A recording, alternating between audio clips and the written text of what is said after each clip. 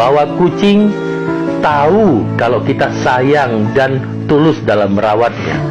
Dan kucing selalu mendoakan yang terbaik untuk kita.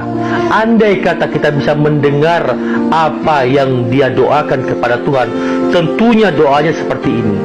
Ya Tuhan, ya Karim, berikanlah rezeki yang melimpah kepada majikanku yang telah merawatku.